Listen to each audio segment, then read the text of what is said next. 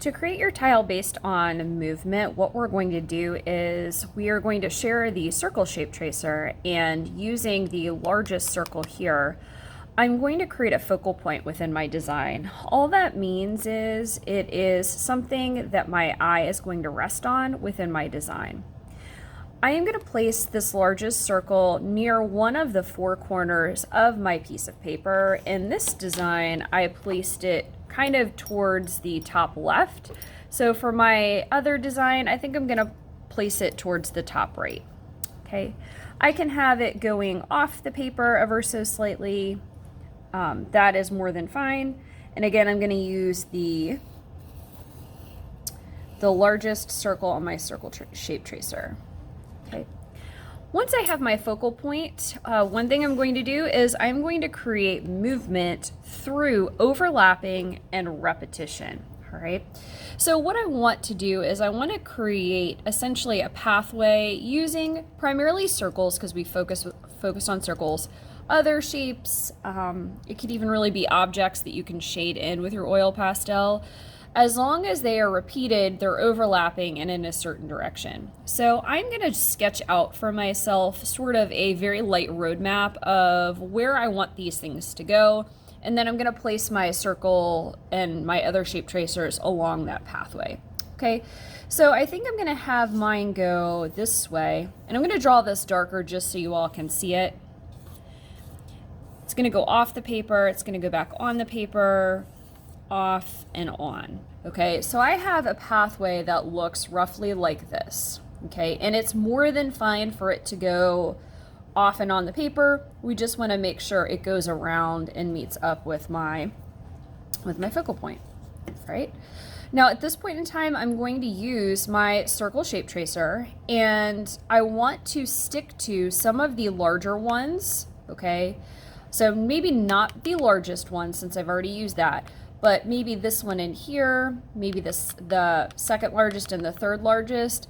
I don't want to get super small with things, because remember, with oil pastel, it's very, very difficult to blend. It doesn't really have a point, so I want to stick with things that are larger rather than smaller. All right, I'm going to overlap one of my circles. I'm going to place it along this pathway that I've created, and I'm going to trace it right here.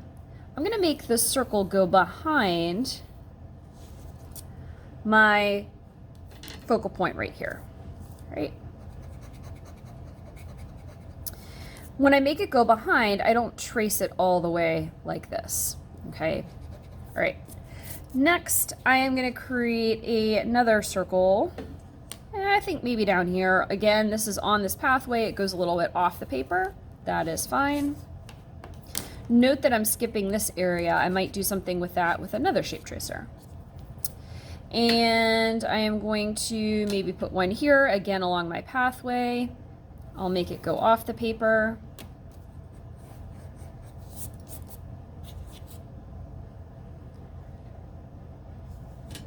I'm going to create another larger one, again on this pathway, going off and behind that circle I just drew.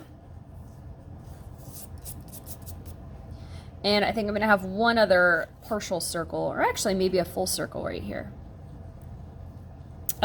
Can't fit the full one, so I'll do the partial. Again, this will go behind, okay, my one that I drew previously, right? So this is what I have so far. I have repetition, so I'm using the same shape in different sizes, again, keeping those sizes kind of large because I have to fill them in with oil pastel. I'm overlapping to create a direction, so I don't have any x-ray shapes. Okay, x-ray shapes are if you were to draw the circles so they look like sort of the Olympic rings. We don't want that because you can't tell which shape is in front of the other. So you have to do kind of a little bit of an eraser. And everything is kind of in close proximity to one another. All right, now at this point in time, I'm going to use a different type of shape. You can feel free to use whatever one you would like. I am going to use one we've already used, and that is the rectangle. With the rectangle, I am going to add it sort of around the same area where I drew my direction line. And I am going to, again, use some of the rectangles that are a little bit larger scale, okay? And I'm going to draw some of them behind these shapes I already have, okay? So for this first one, I am gonna make it go off the paper. Okay, it's going behind my circle. And it's creating a really strong angle in that direction, right? The next one I think I'm gonna do is, you know what, I'm gonna do this. I'm gonna do another longer circle, sorry, longer wrong shape, oh my gosh, longer rectangle, okay? So one that goes like that, all right? So again, really strong direction this way. Note that there's some overlapping there. The last one I think I'm going to try and do is, and I can't even really fit too much of a full one on here. You know what? Maybe I could. I could make this one go in front. Again, still following my direction lines, but I have to erase some of my lines to overlap it. Okay. So this is what I have so far in my shape design. So I have a focal point, or the most eye-catching part of my design. I created a sort of a pathway around my piece that goes on and off the paper. I repeated some of my shapes, okay? So mostly circles, just because that is something we've practiced. Circles that are repeating. I overlapped things, and I thought about the directionality of some of my shapes. There's some really strong directional flow this way, which creates that movement. So because the shape is angling up, it kind of goes, it makes my eye go this way.